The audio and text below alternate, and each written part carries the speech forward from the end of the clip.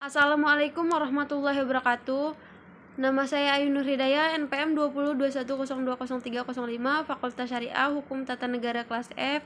Di sini saya akan menjelaskan tentang sumber hukum Islam. Yang pertama itu ada Al-Quran. Al-Quran berkedudukan sebagai sumber pertama dan utama dalam hukum Islam.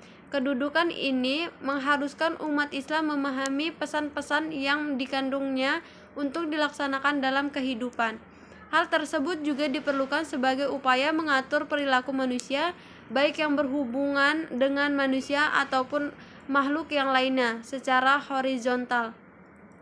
Demikian pula seluruh persoalan yang berkaitan dengan hukum, meski dicari jawabannya terlebih dahulu dari petunjuk yang terkandung di dalam Al-Quran.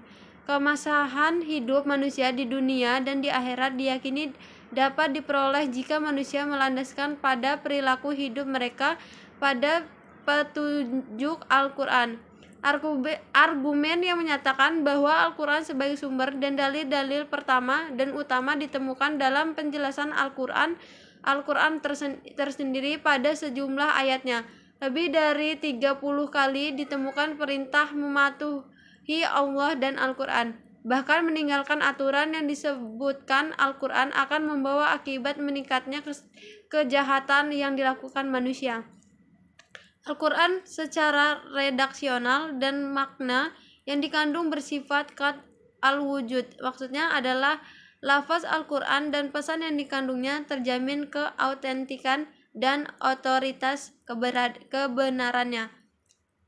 Keautentikan itu terjamin karena transformasi periwayatan secara keseluruhan mencapai tingkat mutawatir. Selain itu, jaminan keaslian Al-Quran dapat diintervensi langsung di pemiliknya, Allah Subhanahu wa Ta'ala.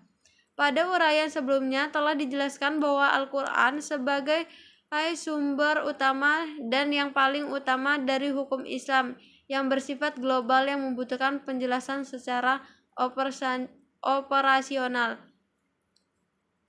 Al-Sunnah Nabi Muhammad SAW sebagai penyampaian ajaran Al-Quran diberi otoritas oleh Tuhan untuk menjelaskan lebih lanjut apa yang telah diwahyukan kepadanya. Dengan demikian, Al-Sunnah sebaiknya dalam bentuk perkataan, perbuatan maupun dan bentuk takrir kedudukan sebagai sumber kedua setelah Al-Quran. Kedudukan Al-Sunnah sebagai mana disebutkan di atas berdasarkan argumentasi bahwa secara normatif ditemukan ayat Al-Quran yang menyeluruh untuk taat kepada Rasul.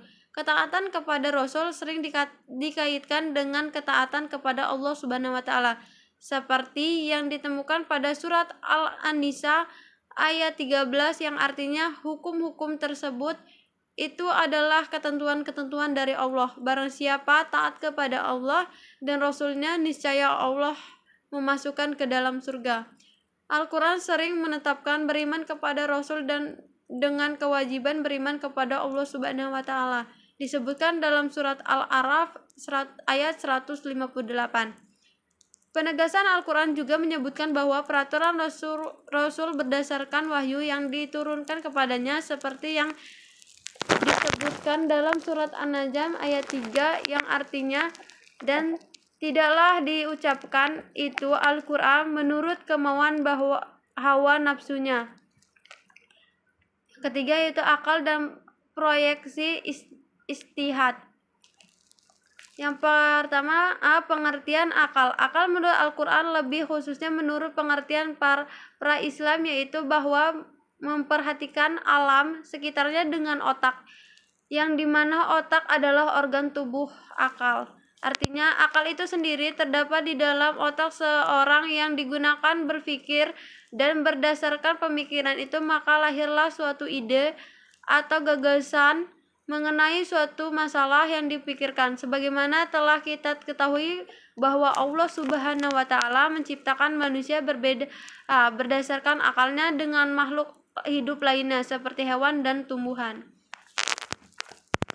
Berdasarkan perspektif Islam, peran akan dibagi dua. Yang pertama, memahami nilai-nilai ajaran agama. Apabila adanya doktrin yang kurang jelas akal akan merumuskan pelaksanaannya. Adapun ketika sebuah doktrin agama memiliki nilai-nilai sosial, maka bertugas memperjemahkan dalam konteks kehidupan kekinian, bukan untuk mengubah doktrin melainkan menemukan pelaksanaan doktrin. Yang kedua, akal bertugas memilih dan menyeleksi doktrin agama. Terkadang ada doktrin agama yang temporer Madaniyah dan doktrin agama yang selalu kontemporer Makiyah. Terkait ini, akal bertugas untuk memilih kemungkinan terbaik pelaksanaannya.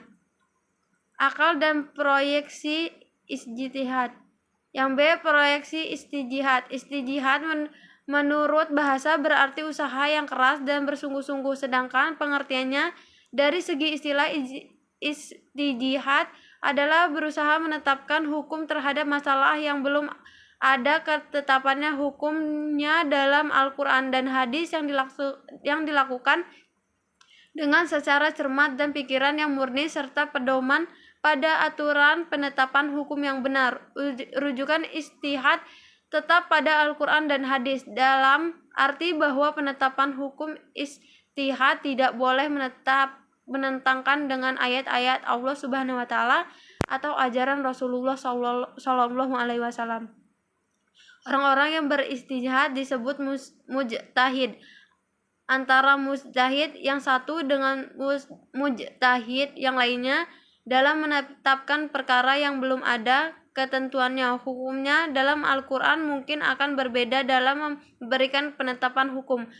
Ada pendapat yang satu benar, yang lainnya menjadi salah. Hal ini akan menjadi penilaian yang mengaruh hukum. Ijtihad menjadi sumber hukum Islam. Yang ketiga, boleh dilakukan oleh siapa saja yang memiliki persyaratan minimal seperti memahami mafhum ayat atau hadis, memiliki atau menguasai ilmu alat seperti rahmu sorof, atau mengetahui latar belakang suatu ayat atau hadis. Luas pemahamannya terhadap pengetahuan Islam, memiliki loyalitas yang tinggi terhadap agama dan lainnya. Ijtihad ditetapkan dengan beberapa cara, antara lain ijma dan qiyas. Ijma adalah kesepakatan para mujtahid pada suatu masa setelah Rasulullah SAW wafat terhadap suatu masalah. Sedangkan qiyas adalah menetapkan hukum dengan cara menghubungkan satu perkara yang sudah ada ketetapannya hukum terhadap masalah lain yang dihadapi dan belum ada ketetapan hukumnya, sedangkan antara keduanya sama-sama memiliki sebab yang bisa disepadankan. Sekian dan terima kasih. Wassalamualaikum warahmatullahi wabarakatuh.